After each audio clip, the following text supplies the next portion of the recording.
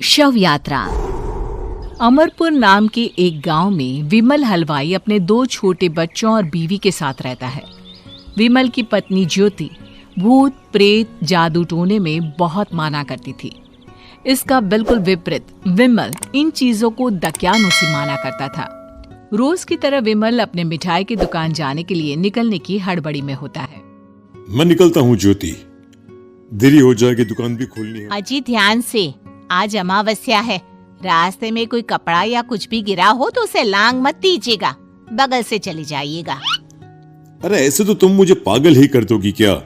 हाँ, मैं नीचे देखकर चलूं कि सामने से कोई गाड़ी घोड़ा आकर मेरे ऊपर से चला जाए? दोनों हालत में तो मेरी ही मौत है। अरे क्यों सुबह सुबह इतनी अपसुगनी बातें कह रहे हो जी? मेरे गांव में तो ऐसा आंखों के सामने होता हुआ देखा है मैंने, इसीलिए कहती हूँ, वरना मुझे क्या, पड़ोसी को तो नहीं कहना चाहती मैं। पति हैं आप मेरे, इसलिए बोल रही हूँ। विमल अपनी मिठाई की दुकान चला जाता है। दुकान पर पहले से ही ग्राहकों की लंबी लाइन लगी हुई थी। ये लो, वहाँ ज्योति अमावस्या को लेकर परेशान है और आज तो हमेशा से ज्यादा ही लंबी लाइन लगी पड़ी है। अच्छी खासी बिक्री होगी आज। विमल दुकान खोलता है। एक के बाद एक ग्राहक उसकी दुकान पर मिठाई ले रहे होते हैं। तभी गांव की एक बूढ़ी औरत विमल से कहती है, जिस तेजी से बिक्री हो रही है, कहीं किसी की नजर ना लग जाए, नींबू मिर्ची टांग ले। अरे क्या चाची तुम भी, ये सब नजर बजर कुछ नहीं होता है। कैसे लोग हैं मेरे आसपास। अपनी दुकान से शाम को विमल हंसते कूदते वापस घर आता है। हाँ, आज तो अच्छी खासी बिक्री हुई है। 1 महीने में जितनी बिक्री होती है, एक ही दिन में आज उतने पैसे कमा लिए मैंने। ये तो बहुत अच्छा हुआ जी, आज ही घर की नजर उतारी है मैंने। बिक्री तो अच्छी होनी ही थी। अच्छा, तुम खाना लगा दो, सारा माल बिक चुका है। मुझे शहर जाना होगा, कुछ चीजों की जरूरत पड़ेगी। रात भर मिठाई बनाऊंगा, तब जाकर कल सुबह दुकान खोल पाऊंगा। खाना खाकर विमल शहर जाने के लिए निकल पड़ता है। सुनिए जी, ध्यान से जाइएगा। चौरस्ते पर किसी जादू टोने की चीज पर पैर मत रख दीजिएगा। हे भगवान, हद हो गई ज्योति, ये तो मैं जा रहा हूं। विमल गुस्से से शहर जाने निकल पड़ता है। रात का काला घना अंधेरा, चांद की एक भी किरण ना होने के कारण अंधेरे में कुछ भी देख पाना मुश्किल था। जंगल के बीच के एक अधकच्चे रास्ते से विमल जा रहा होता है।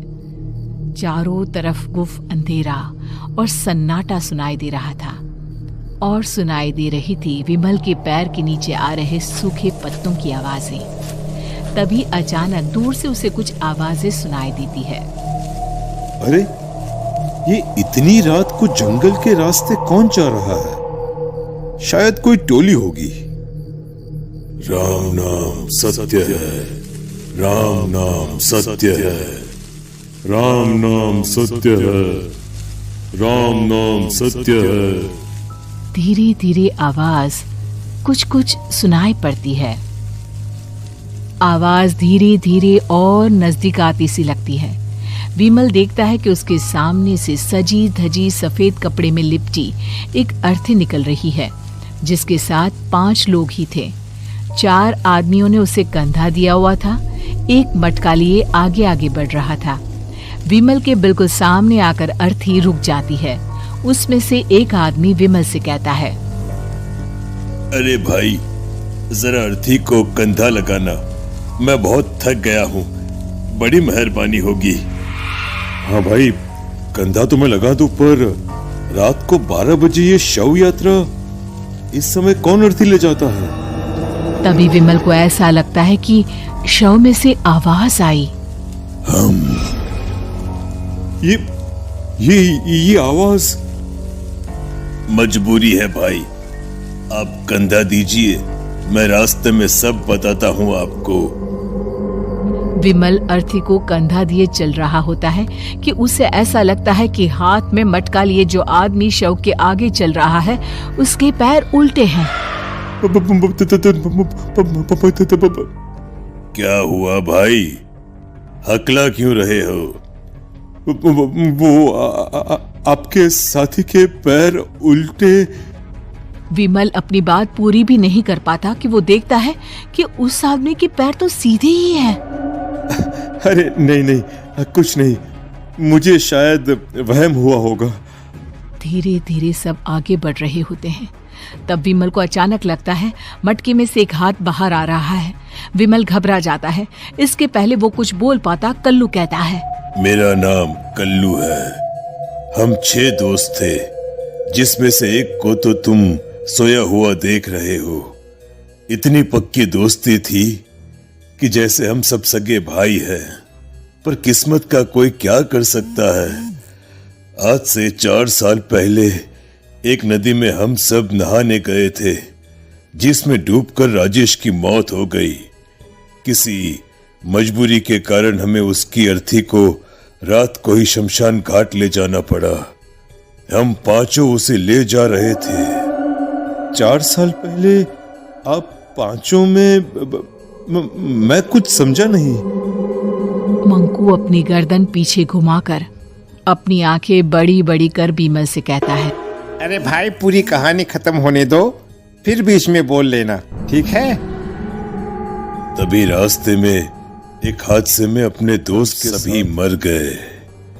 वो सामने देखो, हमारा दोस्त। बीमल सामने देखता है। उसे दिखता है कि एक ऐसा आदमी जिसका शरीर कई जन्मों से पानी के अंदर रहने के कारण सफेद पड़ गया है। उसकी आंखें बाहर की ओर निकली हुई थी। फिर ये अर्थी किसकी है? अर्थी के साथ के लोग अर्थी को नीचे रखते हुए एक साथ बीमल की ओर देखते हुए कहते हैं, तुम खुद ही देख लो। बीमल शव पर से सफेद कपड़ा हटाता है। शव की जगह खुद को ही देखकर बीमल के होश उड़ जाते हैं। वो शव बीमल की ही थी। पलक झपकते ही बीमल उस अर्थी की जगह पर होता है। 6 के 6 दोस्त उसी तरह अर्थी को उठाकर चलने लग जाते हैं। राम नाम सत्य है। राम नाम सत्य है। राम नाम सत्य है। कंजूस तो वो बिल्कुल भी नहीं है। उनकी सैलरी पूरी वो अपने परिवार पर खर्च कर देते हैं और जो कुछ बचता है उसे बैंक में जमा कराते हैं। उनके घर वाले और दोस्तों के बार बार बोलने के बावजूद भी वो खुद के लिए कुछ नहीं खरीदते। धीरे धीरे सबने बोलना ही छोड़ दिया। सिर्फ उनकी बेटी श्रेया अभी भी उन्हें इस चीज पर टोकती है। अच्छा सुनिए, आज आप ना बाहर जाएंगे ना तो मेरे लिए एक नई कढ़ाई ले आएगा। ये वाली जल के काली हो गई है। ऑफिस से लौटते वक्त ले आऊंगा, ठीक है? और खुद के लिए भी थोड़े नए कपड़े ले लो पापा।